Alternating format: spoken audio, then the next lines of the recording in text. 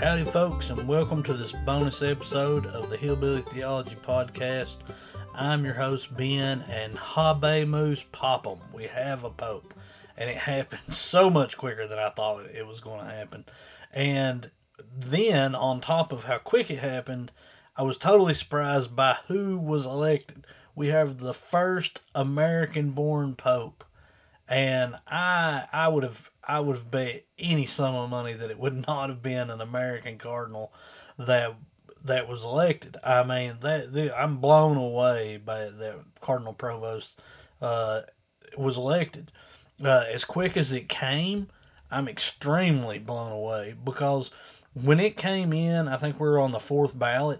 I thought, all right, it's got to be Perlin or Tagley. It's got to be one of the top front runners that has a lot of name ID, and this thing has just ended that quickly. That these guys that are on top that everybody knows, and like I said, Perlin and Tagley, probably the most well known of the bunch. I thought it had to be those two.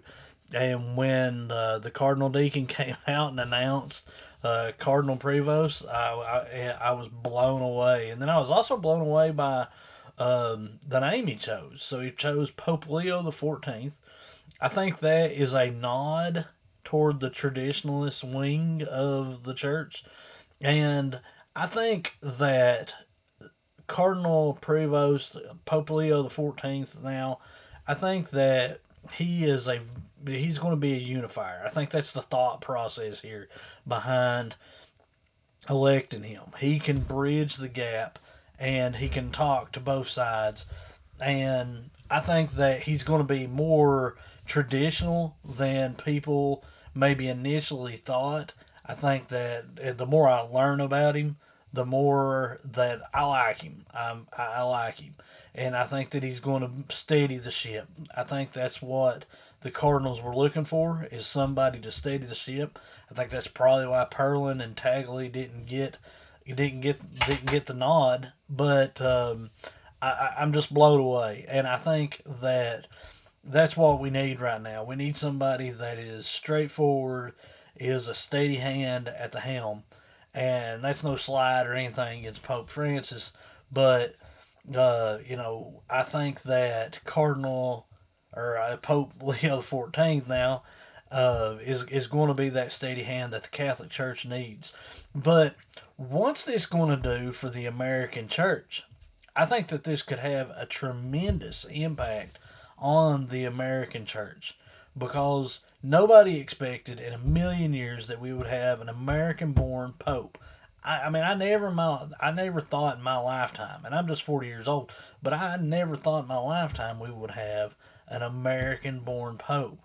And so, for the Cardinals to coalesce around Pope Leo XIV and elect him that quick, and him being American, it's a really big deal. I mean, I think that they really believe in Pope Leo XIV. I keep wanting to call him Cardinal Provost, but he is now Pope Leo XIV, and so him being American, I think that he's going to try to. I watched the episode of the Jimmy Akin podcast, and Jimmy Akin was talking about this. I think he's going to try to initially kind of play down the Americanness of him, but I think he's going to have a huge impact on the American church because now the American people can relate to the Pope, and the American Catholics can have something to point to.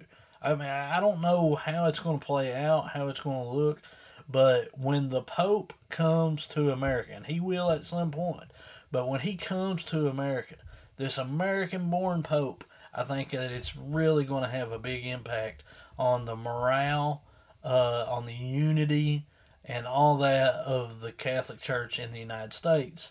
And I think that's the biggest takeaway from this election, from this, from Pope Leo being elected, is that this could have a huge impact on the church in the United States. It could tie together a lot of factions that have been kind of warring he's the type of guy, or he seems to be the type of guy. We're still feeling him out. We're still learning about him because he's kind of quiet. He's kind of been in the background, but he was Bishop of Peru. He's an Augustinian. He was over the entire Augustinian order. He knows how to run a big organization, which is a big deal because the Vatican is financially in trouble. I think that he's going to be great for that. But he's a unifier, I think, and I think he knows how to tie together these different factions and bring everybody together. And I think that's what we need right now. I think we needed somebody. I think the Holy Spirit led these cardinals in the right direction. That we needed a guy that is a unifier that can bring the church together. And that's exactly, as I was talking about in the episode on Monday, that's exactly what the Pope is. He's the unified uh, head of the Catholic Church, and that's exactly what we need right now. And so there's a lot of things that's ambiguous about him. We don't know a whole lot, but I don't expect like any major doctrinal changes. I mean, he's against females being ordained, that sort of thing. And I don't think he's going to rock the boat. I think he's just going to be a really steady hand.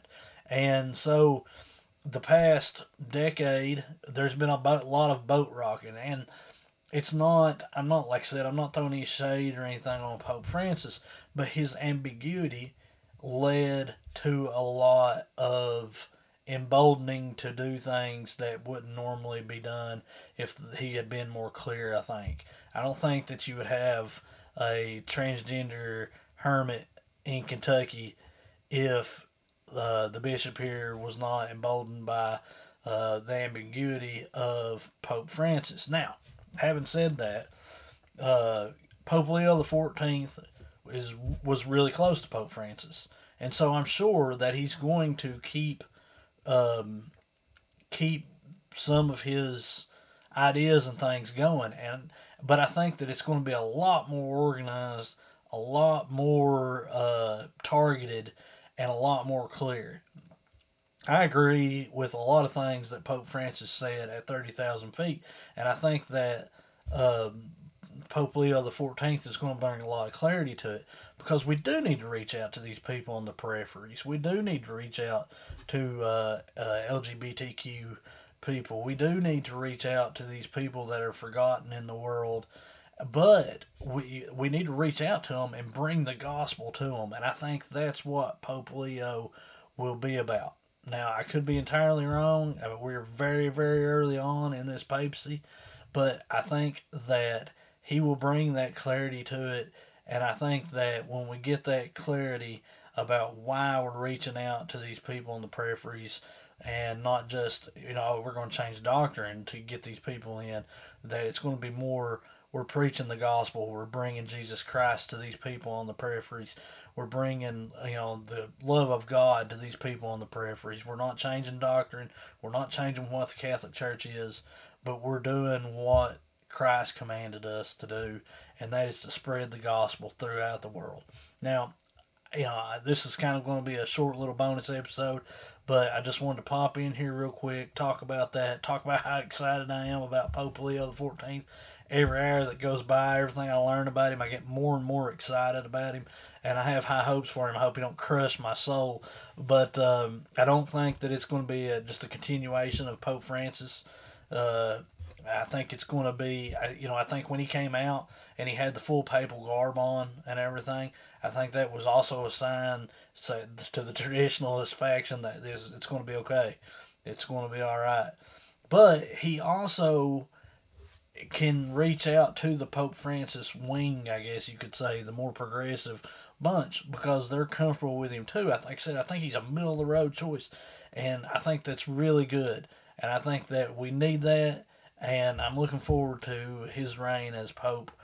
And he's a relatively young guy, so he could have a potentially long papacy, and I think that this could be really good for the church and give us a direction to go in and make that direction a lot more clear than what we were doing. So, guys, I hope you enjoyed this episode. I might start doing episodes twice a week. I don't know. We'll see. I might start doing Mondays and Fridays or Mondays and Wednesdays. I ain't sure yet. So stay tuned for that. If you enjoyed this kind of content, please check back or please like, comment, and review and all that good stuff wherever you found this podcast at. Find us on Twitter at or X, whatever it's called, at HB Theology. And we'll see you Monday with a new episode of the Hillbilly Theology Podcast. Until then, have a great weekend. God bless. And Habemus Papam. We have a new Papa.